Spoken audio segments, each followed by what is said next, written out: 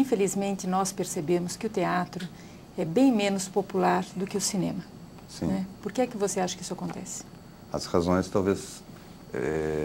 as razões são muitas. Primeiro, o teatro é uma arte artesanal, de forma que você levar uma peça de teatro para uma outra cidade, por exemplo, implica em transporte de um elenco, de um cenário, em aluguel de teatro, em aluguel de iluminação, ou seja, acaba sendo uma arte que custa caro, né? O cinema também é uma arte que custa caro, mas tem uma indústria por trás que, para o consumidor, acaba sendo uma arte muito barata. Então, esse é um dos pontos fundamentais. Hoje em dia, até pela internet, você baixa filmes, não é? Apesar de ser pirataria, você baixa filmes e vê gratuitamente, então, na sua própria casa. Então, um dos motivos, quer dizer, eu comentava com o Fabrini antes do programa, os grandes diretores, os grandes eventos teatrais contemporâneos raramente chegam à maioria da população, porque é muito caro e difícil levar, não é só caro. Você pega um grande diretor, por exemplo, a agenda desse cara desse grupo já está, às vezes, preenchida por 2, 3 anos, de maneira que é uma arte que, pela sua própria natureza, abarca ou atende um público muito pequeno. Já o cinema abarca virtualmente o planeta inteiro. Você pode, né, ter alguns filmes que foram vistos por praticamente a população da Terra. Né? Se você pega uma bilheteria de um Superman, enfim, agora do Senhor dos Anéis, são números fabulosos. E nós vivemos numa cultura virtual hoje também.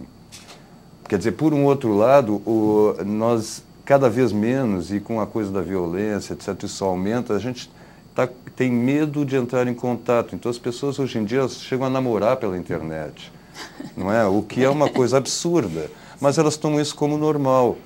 Então, nós vivemos num mundo muito abstrato, que faz e o apelo do cinema e da televisão, que são artes virtuais, são artes eletrônicas, certamente está mais de acordo com a mentalidade da população também. E quem vai dirigir precisa desse retorno financeiro também. Sem certo? dúvida Porque alguma. Ninguém vive de arte. Exatamente. Quer dizer, o que acontece é que a maioria das pessoas que faz teatro hoje no Brasil não vive de teatro. Mesmo os grandes profissionais eles precisam, por exemplo, da televisão para dar um determinado sustento ou de outros empregos, de outras maneiras de viver para sustentar o teatro. A profissão de ator foi regularizada no final da década de 70, se eu não me engano, ou início de 80, mas acho que final da década de 70. Essa profissão não existia anteriormente. E realmente, se a gente pegar na poesia, por exemplo, isso nunca foi tão complicado. Um Carlos Drummond de Andrade se aposentou funcionário público. E isso não impediu, pelo contrário, isso permitiu que ele fizesse o trabalho dele. Mas hoje em dia a gente tem uma certa exigência assim, de viver do seu próprio ofício artístico. Isso realmente é muito difícil. Para começar, precisa de uma certa dose de sacrifício. Eu conheço muitos atores que são dedicadíssimos aos seus trabalhos e vivem quase na miséria. Então,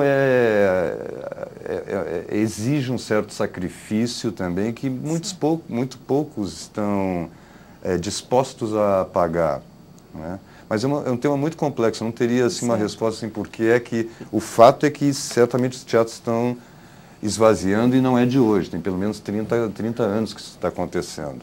Ainda na fase da ditadura, ou seja, no início até 77, 8, o próprio fato de não poder se falar nos meios de comunicação de massa, né, deu ao teatro um estatuto que acabou se perdendo com a abertura, né? As pessoas ficaram um pouco sem saber o que dizer, na verdade, no teatro também.